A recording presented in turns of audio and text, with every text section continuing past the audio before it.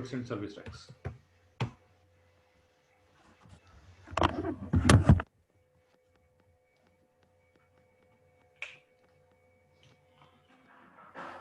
ये जो ऊपर टॉपिक हमने लिखा है एईसी टॉपिक और एफए कट ओवर, ये हम बाद में करेंगे। ये हम लोग बाद में करेंगे।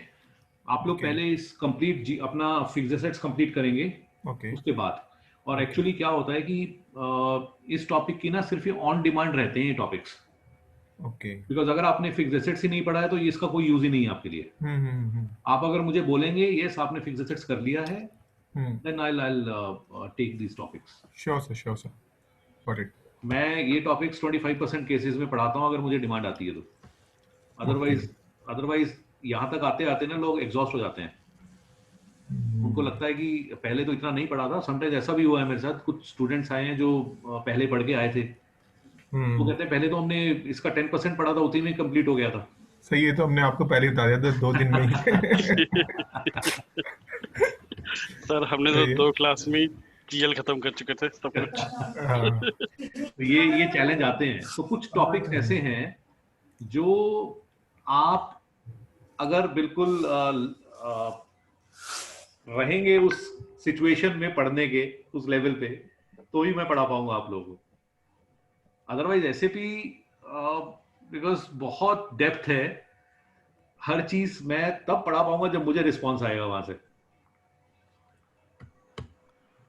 तो मैं देखता हूं कि अराउंड 50% लोग यहाँ तक आते आते एकदम से एग्जॉस्ट हो चुके होते हैं कि अब और हिम्मत नहीं है करने की।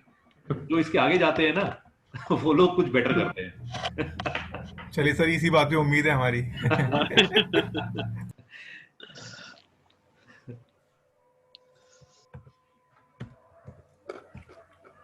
Goods and service tax. So GST जो हमारा पहले होता था VAT, excise, service tax and CST, ये हमारे पहले टैक्स थे। उन सबको क्लब करके जीएसटी बनाया हुआ है, राइट। एक्साइज है आज भी। एक्साइज अप्लाई होता है पेट्रोल के केस में और गोल्ड के केस में, राइट। सो ये हमारा। सर लीकर के केस में क्या वैट आता है? हाँ, लीकर के केस में भी वैट है, ओके। राइट। जहां से गवर्नमेंट को, स्टेट गवर्नमेंट को मैक्सिमम रेवेन्यू जनरेट होता है वो सब अभी उन्होंने अपने पास रखा हुआ है सब। लीकर ह्यूमन कंजम्पशन के लिए जो लीकर यूज होता है, बस कमर्शियली जो यूज होता है उस पर जीएसटी है। So excise, VAT, service tax और CST, the combination of all these 4 is equal to GST, goods and service tax. So GST actually 2 side है। इनपुट टैक्स, पुनीत है कॉल इसमें? पुनीत है सेशन में? सर नहीं सर, नहीं दिख रहे। नहीं दिख रहे। एक बार कॉल करो। वो वेट कर रहे थे कि ये टॉपिक मुझे करना है। सर ये टॉपिक तो हम आई थिंक कर चुके हैं ना, आप लोग कर जीएसटी का। चुके हैं, राइट। हम लोग रिपीट कर रहे हैं टॉपिक। ओके। सर इनफैक्ट विनय भी नहीं है। विनय, ललित, विनय काफी टाइम से नहीं है यार। मैंने बोला आज फोन आया था। ये 50% वाले लोग हैं।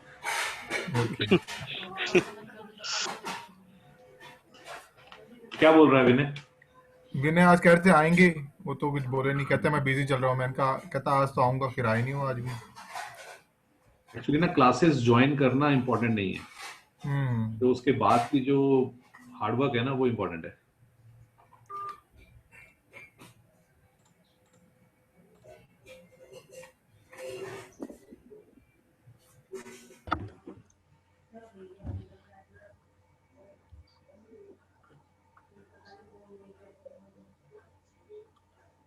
नमस्कार। हमारा देश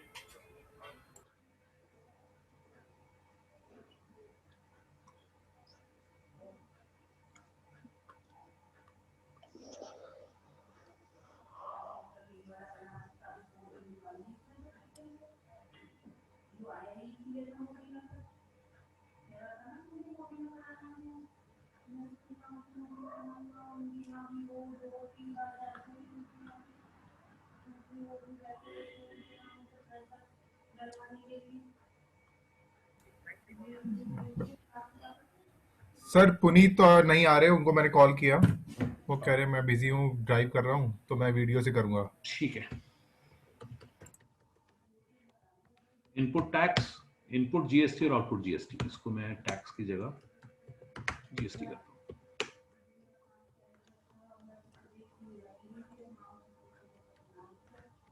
input GST is purchase side, output GST is sale side, purchase and sale, right. So ये हमारा एमएम एंड एफआई मॉड्यूल है, ये एसडी एंड एफआई मॉड्यूल है।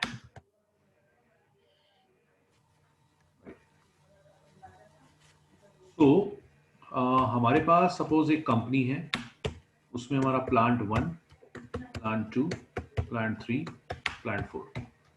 सो plant 1 suppose Faridabad, this is in Gurgaon, this is in suppose Rajasthan and this is Gujarat. Punit join हो गए,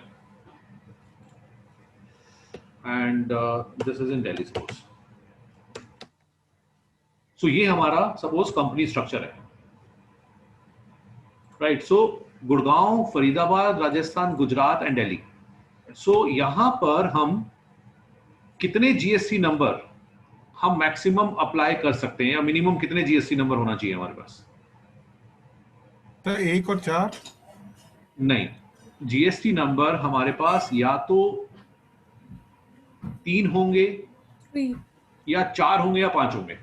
तो 4 होंगे। ये 3 भी हो सकते हैं, 4 भी हो सकते हैं, 5 भी हो सकते हैं। उसका रीजन, अगर आप देखिए जीएसटी नंबर होता है आपका स्टेट लेवल पे, मिनिमम एक जीएसटी नंबर आपका स्टेट लेवल पे आपके पास होना चाहिए, नंबर 1। तो 3 तो ये हो गए। अब बात करते हैं दिल्ली की। दिल्ली जीएसटी नंबर की रिक्वायरमेंट हो भी सकती है, नहीं भी हो सकती है, but most of the companies इस केस में जीएसटी नंबर लेती हैं। सर जो सीओ दिल्ली है ये हेड ऑफिस है, और जो P1, P2, P3 और P4 ये ब्रांचेस है। इसकी हेड ऑफिस है, राइट। सो हेड ऑफिस में भी परचेजिंग तो होती है, सेल्स नहीं होता है। अगर आप प्लांट लेवल पे सेल्स कंट्रोल करते हैं तो आपकी हेड ऑफिस लेवल पे सेल्स कंट्रोल नहीं होती है। तो उस केस में यहां पर मिनिमम 4 और मैक्सिमम 5 आप जीएसटी नंबर आपके पास होना चाहिए। So 5 for Faridabad 1 and for head Gurgaon. Office, Okay. 2, 3 and 4, और यहां पर भी आप 2 जीएसटी नंबर ले 2 सकते ले सकते हैं सर सेम Yes. स्टेट में। हैं। Yes, definitely. ठीक है, तो आप डिफरेंट जीएसटी नंबर भी अप्लाई कर सकते हैं। सो हमारे पास ये जीएसटी नंबर है। जीएसटी नंबर स्टार्ट होता है पहले स्टेट कोड से। ये स्टेट कोड हमारा दिल्ली का है। नेक्स्ट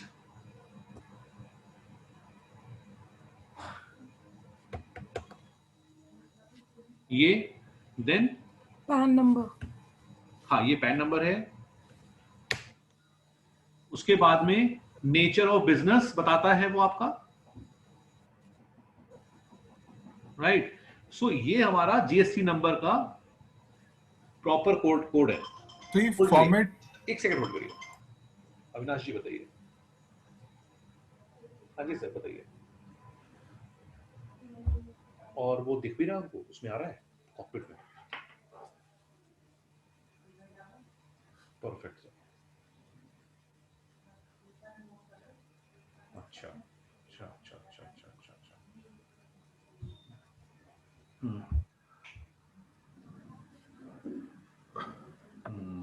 वो गलत गया है, सीक्वेंस गलत गया है।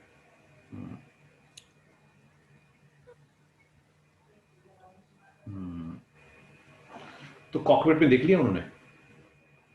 ठीक है sir, good sir, thank you.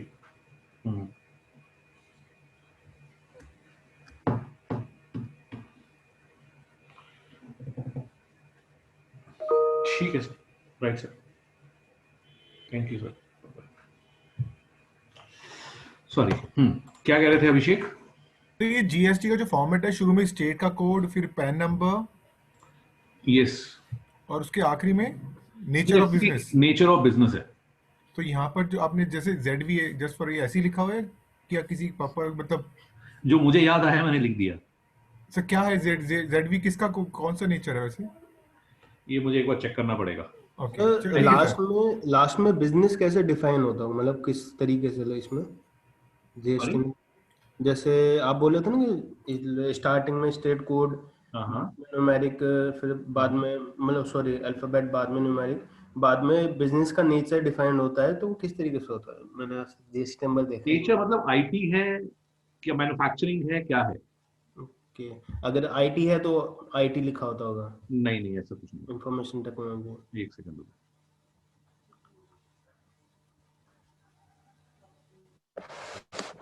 एक मिनट होल्ड करिए।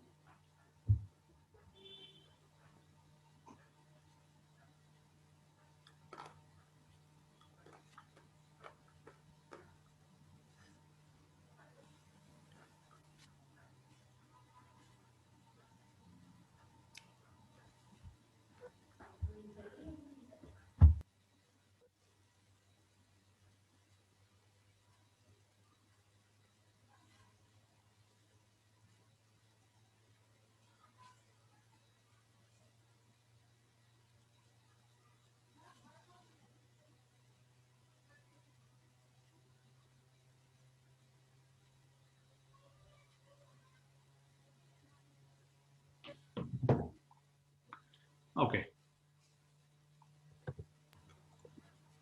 So, Puneet, I think he's joined. No? तो वो तो नहीं है अभी बीच में तो ज्वाइन हुए थे। ओके, इसका जो आइडेंटिफिकेशन है वो ये है कि जैसे ये जो 1 है, K1, राइट, ये जो K1 है, अगर आपके पास मल्टीपल जीएसटी नंबर है विद इन सेम पेन, तो ये 1 2 3 4 अकॉर्डिंगली चलता है ये। अगर आपके पास 2 होते तो उस तरीके से है। और जो जो आपका Z है, आई थिंक मुझे एक बार चेक करना पड़ेगा, if I am not wrong, so Z is by default, I think. So her GST में आपका एक ये नंबर बाय डिफॉल्ट होता है, Z।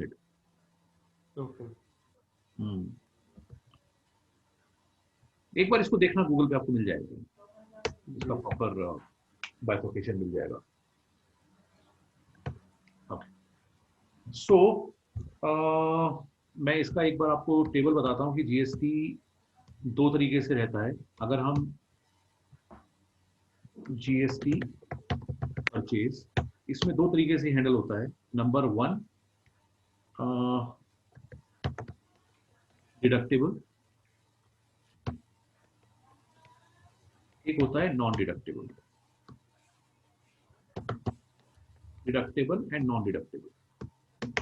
डिडक्टेबल का मतलब होता है कि दिस इज इनपुटेबल, इसका आपको इनपुट मिलता है, नो इनपुट। इसको बोलते हैं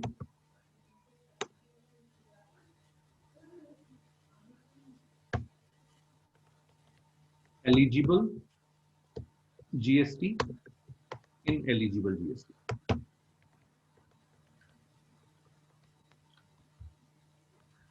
एग्जाम्पल के लिए, आप अगर सपोज रॉ मटेरियल बाय करते हैं 1000 रुपीज में, उसके ऊपर आप अगर जीएसटी इनपुट पे करते हैं 18%, 180 रुपीज, तो आपका वेंडर लायबिलिटी बनती है 1180।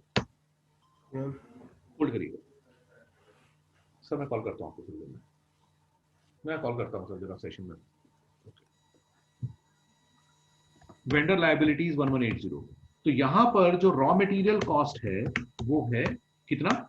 1180 हम्म 1180 No. प्लस जीएसटी 1000, अच्छा राइट? सो रॉ मटेरियल कॉस्ट 1000 रुपीज। इसमें आपका कुछ मैन्युफैक्चरिंग कॉस्ट लगने वाला है। सपोज इसमें मैन्युफैक्चरिंग कॉस्ट लग रहा है आपका 100 रुपीज।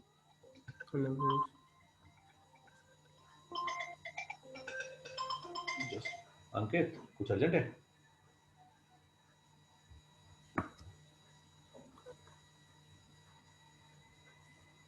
हो गई बात, हो गया सॉर्ट आउट, बोल दो उनको। Okay sorry. सो यहाँ पर फिनिश गुड्स की कॉस्ट हो गई 1100 कितना? 1100 अभी फिलहाल 1100, राइट? इसमें कंपनी ने अपना प्रॉफिट ऐड किया सपोज 400 रुपीज। इसमें सेल्स प्राइस हो गया 1500 रुपीज। 100 इसमें अब आप सेल करेंगे जीएसटी आउटपुट, तो मान के चलते हैं 28%। This plus this multiply by 28%, 1920, right? इसके बाद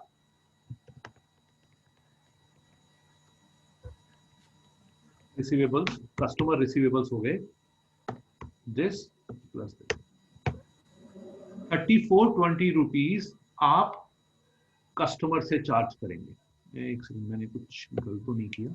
सो ये सेल प्राइस क्या है? सेल प्राइस है कि हम कस्टमर को जितने का बेच रहे हैं, ओके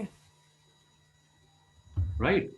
इनपुट इतना है, आउटपुट तो सर 192 कुछ गड़बड़ कर दिया हमने। सर अगर सेल प्राइस 1500 है तो मैं 28% जो वो 1500 पे नहीं लगाना चाहिए? आपने इसको सर डबल ले लिया। ये होगा Yeah. क्या होना चाहिए? सॉरी श्रेयसी, रिपीट करना। Sir, if sale price is 1500, हाँ, then the GST output 28% would be on 1500, right? Right, मैंने वही लगाया Yeah. 420। So customer receivable would be 1920। तो यहाँ पर हम एग्जांपल ले रहे हैं इनपुट और आउटपुट का, जो हमने डिस्कस किया था, input GST output GST. So input is this, output is this. So input is a asset of the company, it's a liability of the company.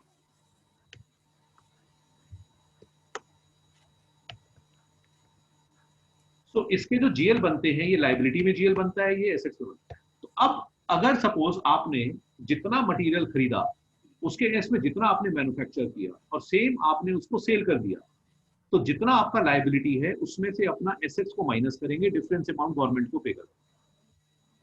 अब आपका लाइबिलिटी क्या बन रहा है यहाँ पर? दिस माइनस 240 रुपीज आपको गवर्नमेंट को पे करना है। तो ये वो आईटीसी है क्या? ये वही है, input tax credit, ITC. Sir एक तो कंज्यूमर हम आईटीसी भी बोल सकते हैं।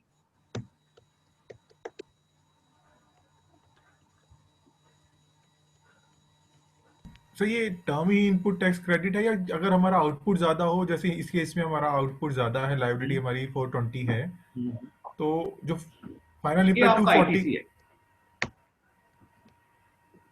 हाँ, और ये नीचे वाला ये भी ये आपकी लाइबिलिटी है, टैक्स इस- लाइबिलिटी आपकी। इसके लिए कोई वर्ड नहीं है। नहीं, जीएसटी आउटपुट बोलते हैं उसको। ये हमारा GSTR2 है, ये हमारा GSTR1 है।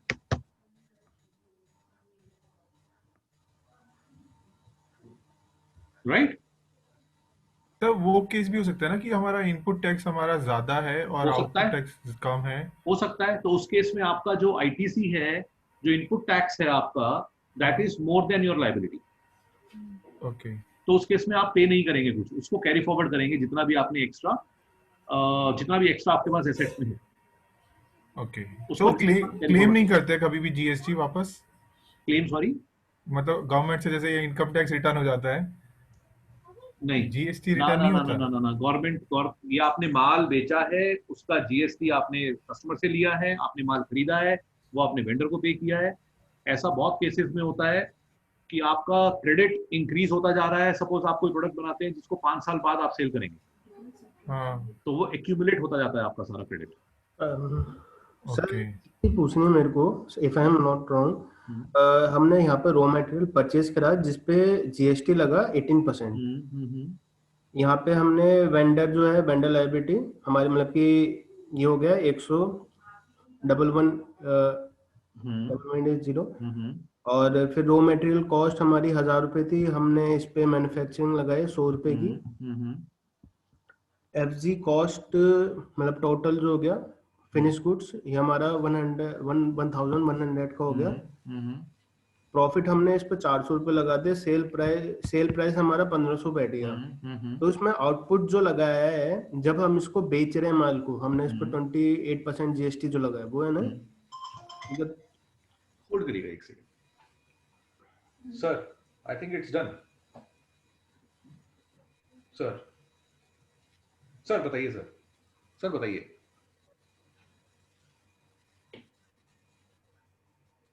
Right sir, right sir.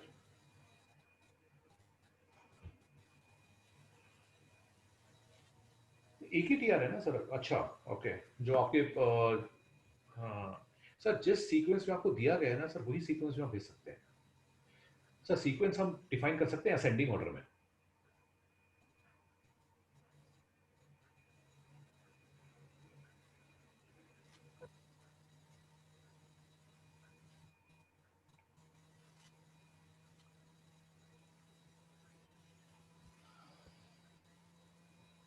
Sir वो वैभव का ना एक्चुअली खुद का भी हेल्थ ठीक नहीं है,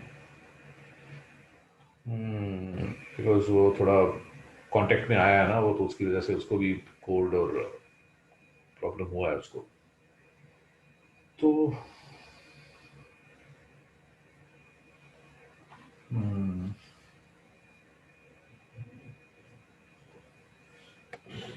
सर मैं एक बार अविनाश जी को बोलता हूँ। अविनाश जी ना आपको अलाइन करते हैं अपने अब ऐप के साथ, तो मैं वहाँ चेक करता हूँ सर, मैं बताता हूँ sir. Right sir, thank you.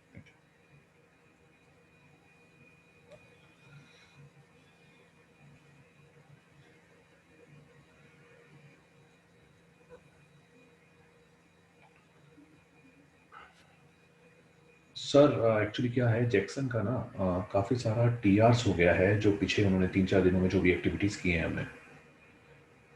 हाँ काफ़ी सारे टीआरस हैं उनके पास, तो वो टीआरस का ना उनको सीक्वेंस चाहिए, और वो सीक्वेंस दे पाएगा या तो सौरभ या रितेश। आई थिंक सौरभ से एक बार बात करके देख लो सर। ठीक है सर, सॉरी। क्या कह रहे थे? यस बताइए, अंश आप कुछ बोल रहे थे। सर मैं बोला था जैसे यहाँ पे हमने जीएसटी, आपका कंसर्न मैं समझ रहा हूँ, आप कह रहे हैं यहाँ 18% 28 क्यों है? जी राइट, मतलब वो तो प्रोडक्ट पर बात है होती है, प्रोडक्ट है। यहाँ पे हमने 28% दिया है, जो हमारा कंप्लीट रेवेन्यू है 1920 रुपीज है। बट मेरा थोड़ी कंफ्यूजन है यहाँ पे एसेट्स ऑफ द यहाँ पे लाइबिलिटी, तो ऐसा हमने इनपुट पे हमने ये तो हमने पे करा है ना यहाँ पे 18%। हाँ, जो आप एडवांस पे करते हो वो आपका एसेट होता है ना, जो आप कस्टमर से चार्ज कर रहे हो लायबिलिटीज है। ओके, ये थोड़ी कंफ्यूजन हो गई। ठीक है। सो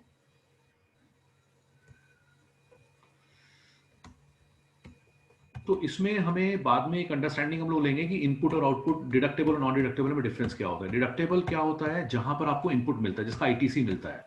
यहां पर आपको इनपुट नहीं मिलता है। वो क्या केस होते हैं? सपोज आपने कोई सर्विसेज प्रोक्योर किया मैन्युफैक्चरिंग प्लांट के लिए, या कोई रिपेयर एंड मेंटेनेंस करवाया मैन्युफैक्चरिंग प्लांट के लिए, तो आपको इनपुट मिलता है। वही रिपेयर एंड मेंटेनेंस अगर आप अपने एडमिन ब्लॉक के लिए, अपनी बिल्डिंग के लिए करवाते हैं, उसका इनपुट नहीं मिलता है। तो वहां पर आप आईटीसी चार्ट अपना वहां से बेनिफिट नहीं ले सकते हैं। तो ये एक डिफरेंस रहता है वहां पर। इट मींस कि हमने जीएसटी पे कर दिया, लेट्स सी कि हमने बस जीएसटी पे किया और कुछ करा ही नहीं है, तो वो हमारी एसेट भी नहीं रहेगा हमारी बुक्स के अंदर? नहीं, आप इनपुट नहीं ले सकते उसका उस केस में। ऐसा क्यों है? मतलब हमने पे किया है। गवर्नमेंट कहती है कि जीएसटी का बेनिफिट तभी मिलता है अगर आप मैन्युफैक्चरिंग में अगर कहीं कुछ पार्टिसिपेट करते हैं तो, या फिर सर्विस इंडस्ट्री के अंदर। अब सर्विस इंडस्ट्री के अंदर क्या है, जो आपकी मेजर सर्विसेज हैं उनका आपको इनपुट मिलता है। आप सपोज आप कोई स्टाफ वेलफेयर कोई एक्सपेंसेस वगैरह करते हैं, उसका इनपुट नहीं मिलता आपको। ओके, इट मींस कि वो जो मनी जो भी जीएसटी हमने पे किया है वो इन फ्यूचर हमारा आउटपुट जीएसटी के साथ एडजस्ट भी नहीं होगा। नहीं होगा, वो आपके एक्सपेंस में ऐड हो जाता है वो। ओके, एज ए एक्सपेंस ले लेंगे। ओके, ठीक है सर। सो ओके, ये एक बार देख लेंगे खुद ही अपनी तरफ से कहाँ कहाँ पर है कहाँ नहीं है। ओके, सो इसमें कुछ टर्म्स हैं, एचएसएन कोड और एसएससी कोड। अब एसएससी कोड नहीं, अब एचएसएन ही है एक्चुअली। पहले हम यूज करते थे एचएसएन कोड, हम यूज करते हैं मटेरियल के लिए, राइट, और एसएससी यूज करते थे हम सर्विसेज के लिए। अब एचएसएन ही यूज करते हैं टर्म्स। एचएसएन होता है हार्मोनाइज्ड सिस्टम नॉमेनक्लेचर। इसके कोड्स होते हैं, most of the codes are around 8 digit, and these codes are to classify the material, to categorize the material. Suppose कोई material है, सर्विसेज हैं, कुछ सर्विसेज के कोड्स 9 सीरीज से स्टार्ट होते हैं। आपका अगर सपोज कोई मिल्क प्रोडक्ट है तो उसका एक अलग कोड रहेगा। आप अगर सपोज कोई हार्डवेयर कुछ परचेज कर रहे हैं, कोई पेंट परचेज कर रहे हैं, उसका एक अलग कोड रहेगा। इवन सर्विसेज के अंदर भी आपकी डिफरेंट टाइप ऑफ सर्विसेज हो सकती है। रिपेयर एंड मेंटेनेंस एक सर्विस है, मैन पावर एक सर्विस है, कंसल्टिंग है, आईटी है, वो डिफरेंट डिफरेंट सर्विसेज के डिफरेंट डिफरेंट कोड्स हैं। ये आपको गूगल से मिल जाएंगे, आप वहां से डिफाइन अपना फाइंड आउट कर सकते हो, राइट। और ऐसे हमारे पास लैक्स ऑफ कोड्स होंगे। सो उसका यूज कहाँ है, because based on the HSN code SAP government ने उसके परसेंटेजेस डिफाइन किए हैं। 0%, 5%, 12%, 18%, 28%, हाई साइड, राइट। सो इसमें अब दो पार्ट है, CGST, SGST combined, intra state purchase and sale, IGST, inter state,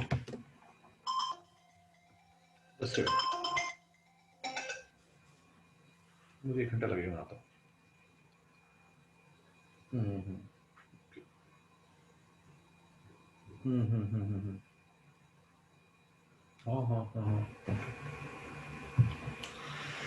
interstate purchase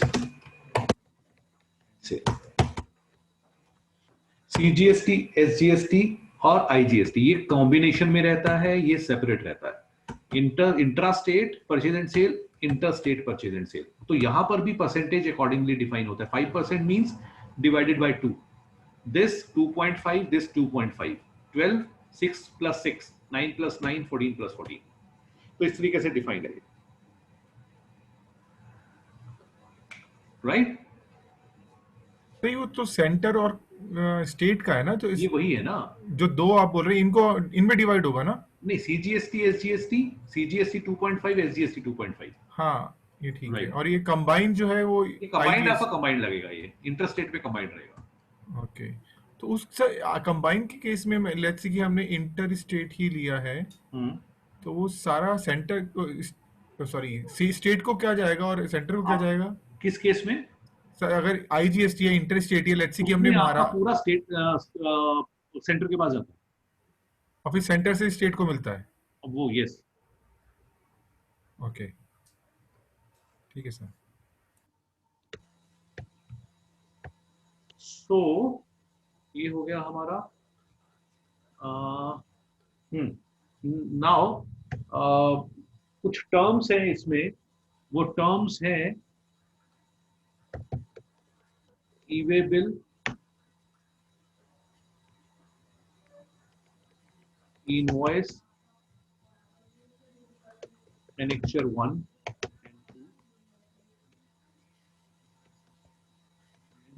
and 2। E-way bill क्या होता है? It is a electronically generated way bill. पहले चालान होता था, अब ई-वे बिल होता है। ये इलेक्ट्रॉनिकली जनरेटेड नंबर है। इसको दो पार्ट में डिवाइड करते हैं, part A and part B. थोड़ा सा इसको एक्सप्लेन करेंगे सर? ये चालान से मींस? देखिए, आप पहले कोई भी मटेरियल अगर आप अपनी फैक्ट्री से किसी डिफरेंट लोकेशन पे अगर आप सेंड करते थे, तो ट्रांसपोर्टर के पास एक बिल्टी नंबर या चालान नंबर होता था, लेकिन वो कहीं से भी कंट्रोल नहीं होता था। वो एक हार्ड कॉपी है जिसकी जो बुकलेट बनवाया अपना, उसने चालान काटा और मटेरियल ले गया। रास्ते में आपको कोई भी जो भी आपके सेल्स डिपार्टमेंट है, सेल्स टैक्स है, वो आपको आके रास्ते में पकड़ रहा है कि आपके पास ये प्रॉपर बिल नहीं है, प्रॉपर उसका टैक्स पेड नहीं है। वो सब चीजें अब इसमें कंट्रोल होती हैं। पार्ट ए ई-वे बिल क्या है? इलेक्ट्रॉनिकली चालान नंबर जनरेट होता है। वहां किस बेसिस पे होता है? पार्ट ए डिटेल और पार्ट बी डिटेल पे होता है। ई-वे बिल की part A detail, e way bill की part B detail. Part A detail होती है invoice number, invoice detail,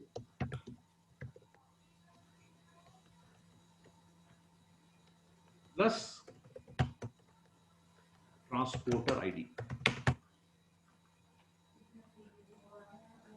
e way bill की जो पार्ट ए डिटेल है वो होती है invoice detail with transporter ID. Invoice detail का मतलब क्या होता है कि उसमें कौन सा मटेरियल किस कस्टमर को किस रेट पे और कितनी क्वांटिटी में जा रहा है, ये इनवॉइस डिटेल्स है। ट्रांसपोर्टर आईडी क्या होती है कि कौन सा ट्रांसपोर्टर इस मटेरियल को कैरी कर रहा है। ट्रांसपोर्टर आईडी, अगर वो ट्रांसपोर्टर जीएसटी रजिस्टर्ड है तो उसका जीएसटी नंबर होता है, और अगर वो नहीं है तो गवर्नमेंट उसको एक नंबर अलॉट करती है, जिसके अंदर उस ट्रांसपोर्टर आईडी के अंदर सारे व्हीकल नंबर असाइन होते हैं कि उस ट्रांसपोर्टर आईडी में कितने व्हीकल्स उसके पास हैं, वो भी उसको डिक्लेरेशन देना पड़ता है अपना पोर्टल पे। अब इसका जो पोर्टल है गवर्नमेंट का, इसको बोलते हैं एनआईसी पोर्टल। ई इनवॉइस का पोर्टल है आईआरपी, इनवॉइस रेफरेंस। ये पोर्टल है GSTI,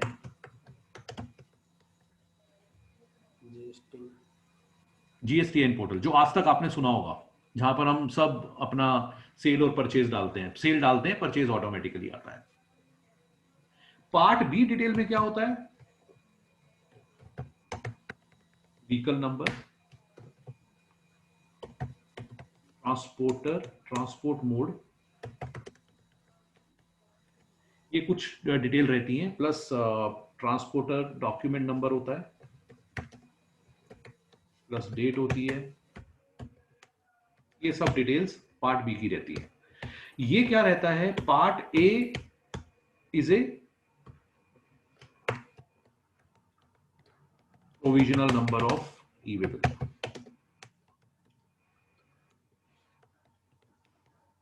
and part B is confirmed number.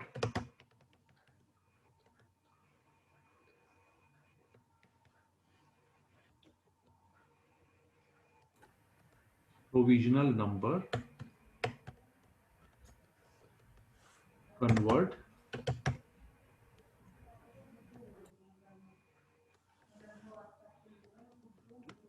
confirmed number.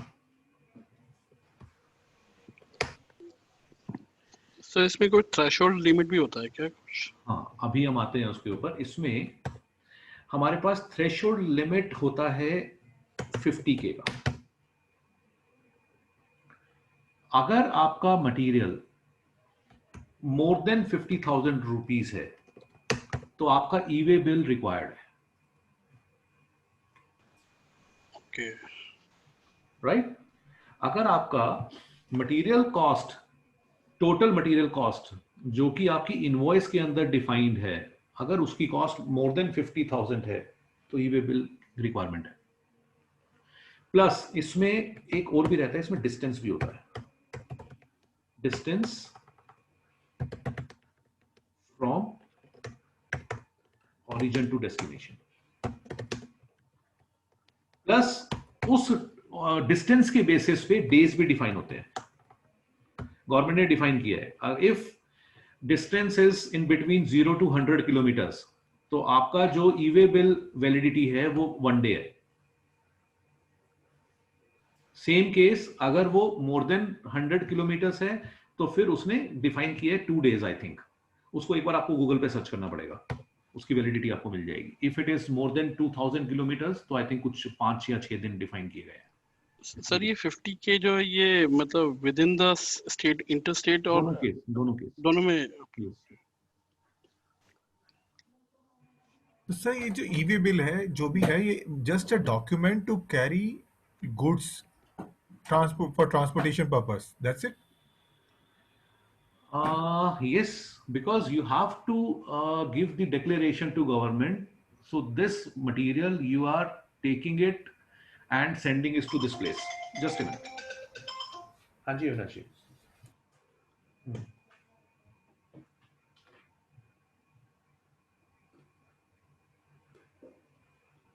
Staging मतलब? हाँ। तो सर ये एक बार सर क्लियर कर लो ये।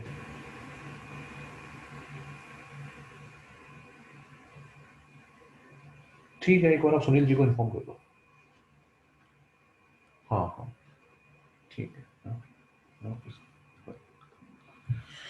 यस अभिषेक क्या कह रहे थे?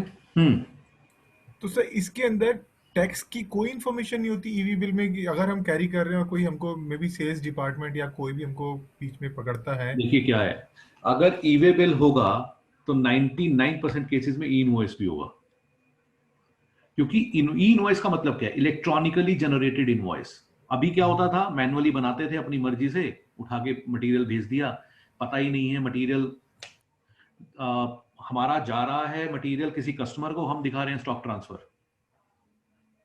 मतलब जहां गवर्नमेंट को टैक्स देना होता था वो टैक्स नहीं पे होता था।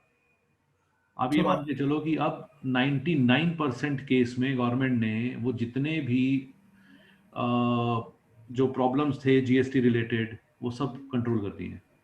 अच्छा, इन केस अगर एक्चुअल में वो स्टॉक ट्रांसफर होता तो गुड्स ट्रांसफर है, उस केस में आप क्लियरली मेंशन कर दे कि ये हमारा स्टॉक ट्रांसफर है, वो डिक्लेरेशन आपको देना पड़ता है और वो भी पोर्टल पे जाता है। तो सर ऐसे तो हर कोई देके अगर मूव करता रहे गुड्स को तो कर सकता है, लेकिन वो स्टॉक ट्रांसफर कहाँ होगा? आपके एक जीएसटी से एक with in same state with in same GST number. अब ये नहीं है ना कि एक आपके यहां से कस्टमर को स्टॉक ट्रांसफर हो रहा है, ये नहीं हो सकता। पोर्टल उसको कंट्रोल करता है। तो सर नहीं सर, जस्ट ऐसे ही पूछ रहा हूँ कि अगर मैंने ये स्टॉक ट्रांसफर का ले लिया, एक जीएसटी अपना जीएसटी दिखा दिया कि मैं इस जीएसटी से दूसरे अपने ही जीएसटी पे घुमा रहा हूँ। देखिए स्टॉक ट्रांसफर सिर्फ एक ही केस में होता है, with in A same GST number. Okay, आप इंटर जीएसटी नंबर एक जीएसटी से दूसरे जीएसटी पे स्टॉक ट्रांसफर नहीं कर सकते, आपको सेल और परचेज ही दिखाना पड़ेगा। ओके ठीक है सर। ई इनवॉइस आज तक का जो गवर्नमेंट जो कहती है, if turnover is last year turnover is greater then 500 CR, then it is required e-invoice. From January 1st, ये लिमिट 100 हो रही है। अगर आपका टर्नओवर लास्ट ईयर 100 करोड़ से ज्यादा का है तो आपके लिए ई इनवॉइसिंग रिक्वायर्ड है। तो आप बिना ई इनवॉइस के कोई भी मटेरियल अपनी फैक्ट्री से आउट नहीं कर सकते।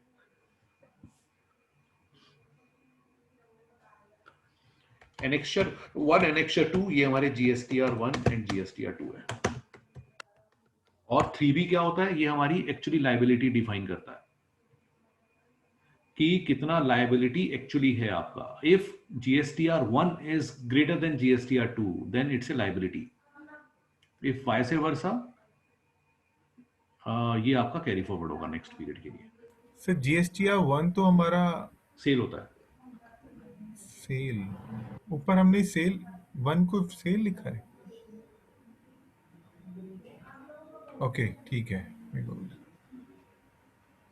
सर लेट्स सी कि अगर हमारा 99 करोड़ की हमारी टर्नओवर है और हम 49,000 का गुड्स को इधर उधर करें, तो ना हमको ई वे बिल चाहिए होगा ना ही इनवॉइस चाहिए होगा। यस। तो इस केस में कोई कंट्रोल नहीं है गवर्नमेंट का? नहीं, अगर आप उस रेंज में फॉल ही नहीं करते हैं तो आपको रिक्वायरमेंट ही नहीं है। अब आपकी अगर टर्नओवर ही सपोज 20 लाख रुपए नहीं है साल की, तो जीएसटी नंबर की भी जरूरत नहीं है। नहीं फिर भी अगर मैं सेल कर रहा हूँ और मेरे को प्रॉफिट हो रहा है और मैं 49,000 का डिफरेंट डिफरेंट ट्रक्स के अंदर सामान ट्रांसपोर्ट कर रहा हूँ, तो उसमें कोई कंट्रोल कहीं पे भी नहीं होगा? नहीं, आपको डिक्लेयर तो करना पड़ेगा ना। इनवॉइस तो आपका जाएगा ही जाएगा। हाँ, इनवॉइस तो जाएगा। अगर इनवॉइस 49,000 से कम का है, 50,000 से कम का है, तो आपको ई वे बिल रिक्वायरमेंट नहीं है। तो सही लूप होल नहीं है कि अगर मेरे पास 1 करोड़ का, लेट्स से कि मेरे पास 1 करोड़ का मैं गुड्स को ट्रांसपोर्ट एक बात करना है। बताइए, एक बात बताइए, ई वे बिल है क्या? डॉक्यूमेंट ही तो है। हाँ, इसमें गवर्नमेंट कोई आपसे कोई बिकॉज टैक्स तो आप ऑलरेडी अपनी इनवॉइस पे पे कर चुके हो 49,000 पे, तो गवर्नमेंट को चाहिए क्या? टैक्स ही तो चाहिए, वो आप दे रहे हो। ओके उसको मतलब क्या आप ई वे बिल जनरेट कर रहे हो या नहीं कर रहे हो। लेकिन ओके वो ये कहते हैं कि ये सब पोर्टल सब आपके सिंक होने वाले हैं। Okay right. तो गवर्नमेंट उन लोगों को नहीं पकड़ती है जो मटेरियल 50,000 से नीचे का बेचते हैं। जो 5 करोड़ का बेचते हैं वो टैक्स नहीं पे करते गवर्नमेंट के साथ, वो प्रॉब्लम है। ओके ओके ठीक है सर। क्योंकि अगर आप 49,000 का मटेरियल भेज रहे हो तो टैक्स तो पे कर ही रहे हो ना, टैक्स तो देना ही है आपको, जीएसटी। और अगर जीएसटी है और 49,000 का है तो प्रॉब्लम ही नहीं है गवर्नमेंट को, आप बेचो। तो लेट्स सी सर, जो स्मॉल शॉपकीपर्स हैं उनके ऊपर तो कोई कंट्रोल नहीं है ना फिर गवर्नमेंट का अभी तक? शॉपकीपर्स भी तो मटेरियल परचेज करता है। हाँ। यस। अगर आप सपोज साइकिल पे भी जा रहे हैं और अगर और गवर्नमेंट को ये लगता है या फिर जो सेल्स टैक्स डिपार्टमेंट को ये लगता है कि ये मटेरियल साइकिल पे भी ज्यादा का जा रहा है, तो वो आपको आपसे वो ले सकते हैं डॉक्यूमेंट, पूरा कंट्रोल। ओके ठीक है सर। अगर आप सपोज ट्रेन में मटेरियल लेके जा रहे हैं, ट्रेन में भी जा सकता है, बस में भी जा सकता है, तो उस केस में आपको यहां पर अपना ट्रांसपोर्ट मोड और डॉक्यूमेंट नंबर वगैरह डिफाइन करना पड़ेगा। सपोज कुरियर के थ्रू जा रहा है, यस, तो वो आपको डॉक्यूमेंट नंबर डिफाइन करना पड़ेगा यहाँ पर, कौन सा कुरियर और किस डॉक्यूमेंट नंबर से जा रहा है, ट्रैकिंग आईडी वगैरह क्या है। Okay.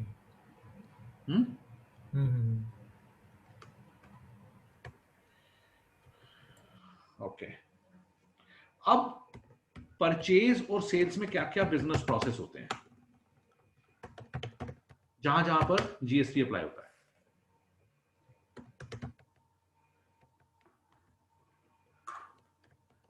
Purchase and sale and STO, stock transfer. Purchase में क्या क्या परचेज हो सकता है, क्या क्या सिनेरियोज हो सकते हैं। आप रॉ मटेरियल बाय करते हैं, राइट, और इसके अलावा आपका जॉब वर्क होता है। सर सर्विसेज तो नहीं आएंगी? सर्विसेज, हाँ, सर्विस भी आएंगी और फिनिश गुड्स होती हैं। सी जॉब वर्क से मतलब जॉब वर्क होता है, जॉब वर्क का मतलब होता है आप अगर सपोज अपने किसी मटेरियल को फिनिश गुड्स में कन्वर्ट करने के लिए आप अगर बाहर अपने मटेरियल को भेजते हैं और अगेन आप उसको रिसीव करते हैं वापस। जैसे सपोज आप मार्कर्स बनाते हैं, पैकिंग आप नहीं करते हैं, पैकिंग आप बाहर से करवाते हैं, उसको जॉब वर्क बोलते हैं। Okay okay right. Service buy हो गया, सर्विस प्रोक्योरमेंट हो गया। इसके अलावा हम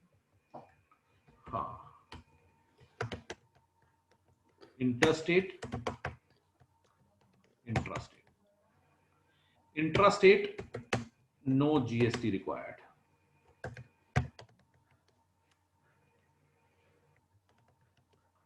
और no invoice required if both GST numbers are same।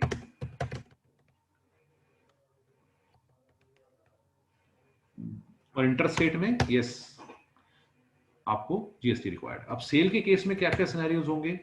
अच्छा, यहां पर आपका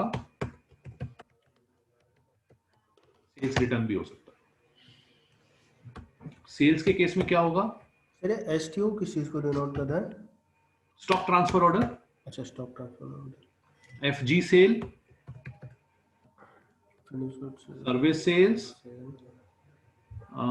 देन मैंने यहाँ स्क्रैप लिख दिया, स्क्रैप नहीं आएगा यहाँ पर, स्क्रैप सेल यहाँ आएगा, राइट। देन हमारे पास हो सकता है जॉब वर्क, एसटीओ,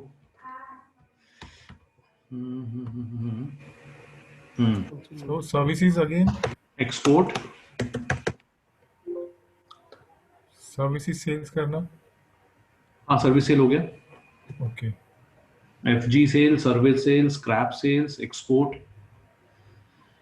सो ये आपके डिफरेंट डिफरेंट टाइप के सिनेरियोज हैं जहां पर ये सब अप्लाई होता है। जॉब वर्क के केस में अब हमें ये देखना है कि कौन सा ई वे बिल में फॉल करेगा, कौन सा ई वे बिल के लिए रिक्वायरमेंट है, कौन सा इनवॉइस के लिए रिक्वायरमेंट है। तो आपका जो इंटर स्टेट है, इंटर स्टेट प्रोसेस आपका e way bill and e invoice दोनों की रिक्वायरमेंट है।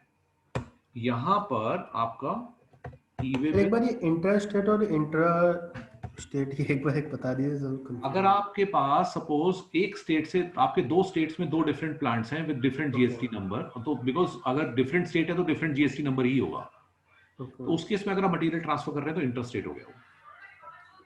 अगर आप with in A same state एक प्लांट से दूसरे प्लांट में मटेरियल ट्रांसफर कर रहे हैं विद सेम जीएसटी नंबर, तो उसको इंट्रा स्टेट बोलते हैं लोग, right. So FG sale, export में भी दो सिनेरियो होते हैं, विद पेमेंट, विदाउट पेमेंट, मतलब with GST, without GST, right. So अब आपको कहां पर आपको e invoice, e way bill की रिक्वायरमेंट है? यहां पर है, यहां पर सिर्फ और सिर्फ ई इनवॉइस होगा, ई वे बिल नहीं होगा। स्क्रैप सेल में दोनों होगा। एक्सपोर्ट में विद पेमेंट, विदाउट पेमेंट, ये आपके दोनों केस में ही जाएगा ये ई वे बिल, क्योंकि आपका कस्टम तक मटेरियल जाएगा। रॉ मटेरियल बाय अगर आप करते हैं तो आपको ना तो ई वे बिल की रिक्वायरमेंट है ना ई इनवॉइस की रिक्वायरमेंट है, बिकॉज ई इनवॉइस सेल्स के केस में यूज होता है, और ई वे बिल अगर आप मटेरियल सेल कर रहे हैं, अपनी फैक्ट्री से आउट कर रहे हैं। जॉब वर्क के केस में आपको ई वे बिल की रिक्वायरमेंट है। सर्विस बाय में कुछ नहीं है, सेल्स रिटर्न में यस, सेल्स रिटर्न के अंदर ई वे बिल की रिक्वायरमेंट है। ये प्रोसेस है।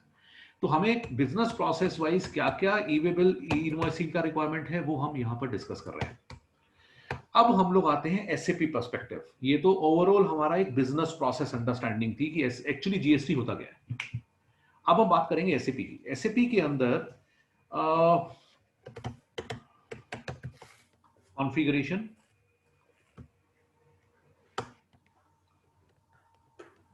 Master data, transaction data. Master data,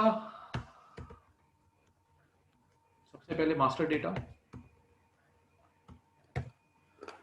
GST, CGST input हम सिर्फ परचेज साइड से करेंगे, सेल साइड से आप लोग खुद करेंगे उसको।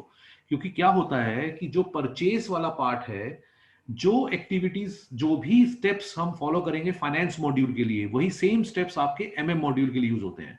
बट जीएसटी के वो सेम स्टेप्स आपके एसडी मॉड्यूल के लिए यूज नहीं होते हैं। तो हम लोग परचेज साइड देखेंगे, सेल साइड को आप सिर्फ फाइनेंस पर्सपेक्टिव देखेंगे, but sales SD module wise हम नहीं देख सकते।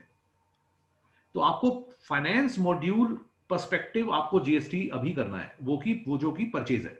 आप सेल्स में भी यूज कर सकते हैं अगर आप चाहें तो। वो आईजीएसटी इनपुट, और एक है आपके ये 3 जीएल,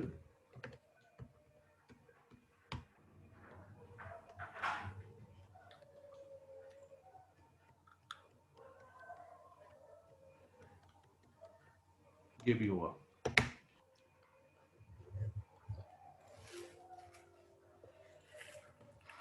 तो अभी जो हम एक्टिविटीज करेंगे वो मेजरली परचेज साइड से करेंगे, सेल साइड की एक्टिविटीज आप लोग रन करके देख सकते हैं खुद से।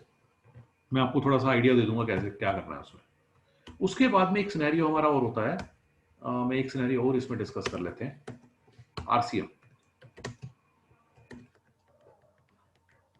अगर आप material in case buying from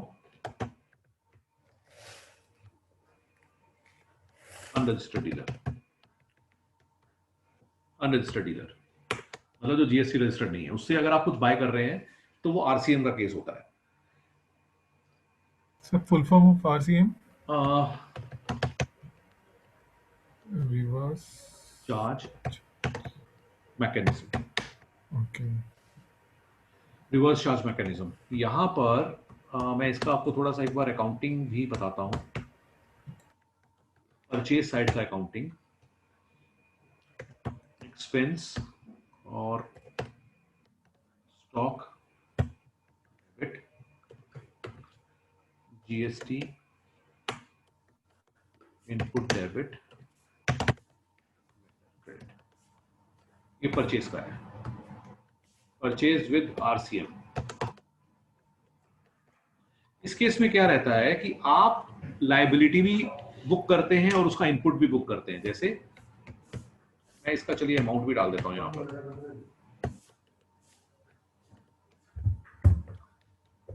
purchase with RCM.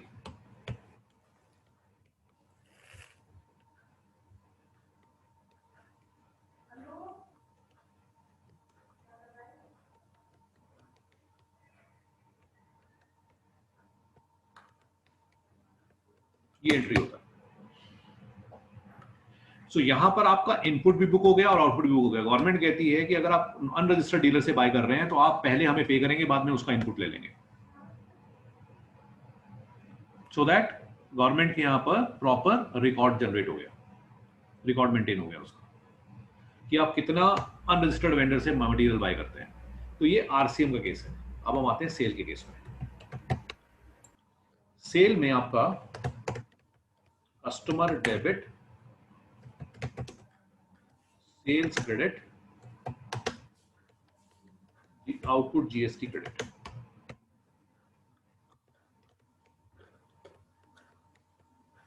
ये काउंटिंग होती है इसकी।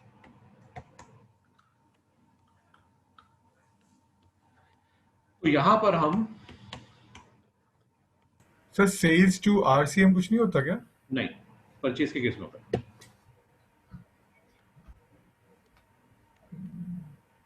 सो बट अगर हम किसी को ऐसे को सेल कर रहे हैं जिसका जीएसटी है ही नहीं, आप तो जीएसटी लगा के देंगे ना, आपको कोई मतलब नहीं है कि उसको वो जीएसटी का क्या करेगा।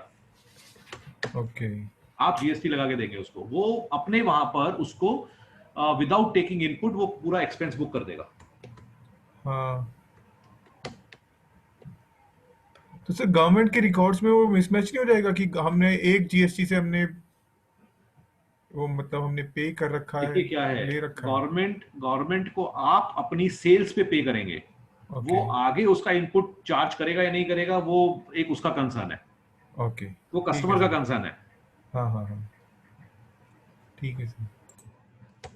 प्लस इसके अलावा हम जीएल बनाएंगे, सॉरी इसके अलावा हम जीएल ये नो जीएलसी बनेंगे हमारे। हाँ, अगर आपकी रिक्वायरमेंट है आपको स्टेट वाइज डिफरेंट बनाने हैं, आप स्टेट वाइज डिफरेंट बना सकते हैं, वो आपकी अपनी रिक्वायरमेंट के बेसिस पे है। आप चाहते हैं कि सर्विस के मैं अलग बनाऊं, मटेरियल के अलग बनाऊं, वो आप अलग से कर सकते हैं। ये हमारा मास्टर डेटा हो गया। देन हम लोग आते हैं कॉन्फ़िगरेशन में। कॉन्फ़िगरेशन के अंदर हम लोग आएंगे, सबसे पहले हम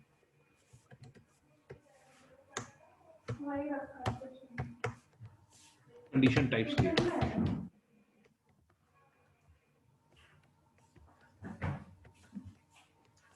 एक्सेस सीक्वेंस डिफाइन करेंगे। देन हम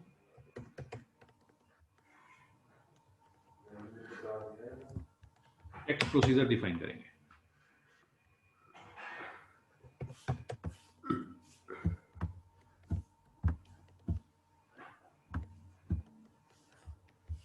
Assign tax procedure to country.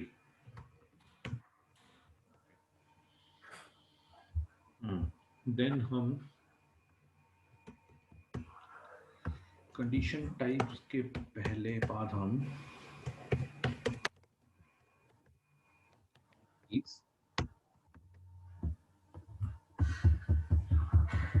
then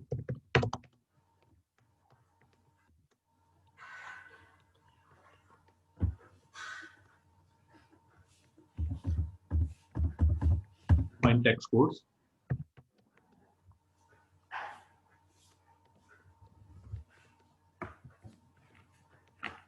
Assign GL to tax codes.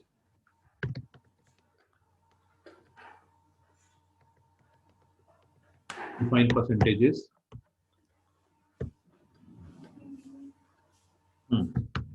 Then transaction data.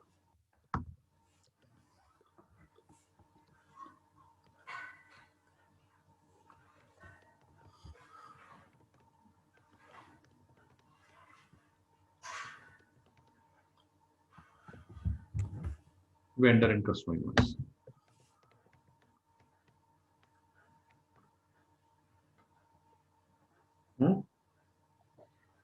ये एक्टिविटीज हम नेक्स्ट सेशन में करेंगे, मोस्ट प्रोबेबली परसों करते हैं हम लोग, फ्राइडे को। सर ये एक क्वेश्चन कि ये जो हम करेंगे सिस्टम जीएसटी खुद ही कैलकुलेट करके वो डालेगा, क्योंकि जो हम ये कीज में भी हम बनाएंगे कि 28% 18% पे क्या है, ये हम टैक्स कोड्स डिफाइन करेंगे। हाँ, उसी के बेसिस से सिस्टम ऑटो कैलकुलेट करेगा उसे। क्योंकि अभी तक जो हम नॉर्मल एंट्री करते आ रहे थे वेंडर के केस में, हम केवल हम purchase account debit to vendor कर रहे थे, तो आपके केस में वो हो जाएगा कि परचेज अकाउंट डेबिट। हाँ, और अब कुछ नहीं करें, अभी कुछ नहीं करना है हमें सिर्फ टैक्स कोड डिफाइन करना है। FD60 की स्क्रीन में आपने देखा होगा टैक्स का एक ऑप्शन आता है टैक्स कोड का, हाँ, उसको यूज करेंगे हम। ओके फाइन, ठीक है सर। प्लस जो जीएल क्रिएट करेंगे हम, जो भी हाँ। एक्सपेंस के जीएल्स होंगे, जो भी परचेज के जीएल्स होंगे, परचेज के तो जीएल नहीं होते, एक्सपेंस के जो जीएल्स होंगे, ये जीएल्स में टैक्स कैटेगरी डिफाइन करेंगे। ओके, हमने डिस्कस किया था ना इनपुट टैक्स और आउटपुट टैक्स, यस, तो वो हम डिफाइन करेंगे। ठीक है सर, ठीक है, हाँ जी, करिए इसको हम लोग नेक्स्ट सेशन में इसको कंटिन्यू करते हैं। ठीक है सर, थैंक यू। और उसके बाद फिर हम लोग अपने बाकी के जो टॉपिक्स हैं उसको हम लोग देखेंगे। ओके सर, ये फ्राइडे को करेंगे सैटरडे को करेंगे हम? फ्राइडे करते हैं हम लोग। Okay, yes, okay sir Friday ऐसा कुछ आइडिया मिलेगा इवनिंग में, क्योंकि शायद 8:30 के आसपास ही रखेंगे। आज एक्चुअली मेरे ख्याल से श्रेयसी का कुछ डिले था और उनको मैंने इन्फॉर्म भी थोड़ा लेट ही किया था। Okay, no issue yes sir, sir. Friday 8:30 is okay. कोई चैलेंज है कुछ अभिषेक? फ्राइडे 8:30 नहीं सर, नहीं कोई चैलेंज नहीं, नो सर, नो चैलेंज। ठीक है, we'll meet on Friday then. ठीक है। Okay, bye, good night. Yes, Good night, sir. good night. Good night.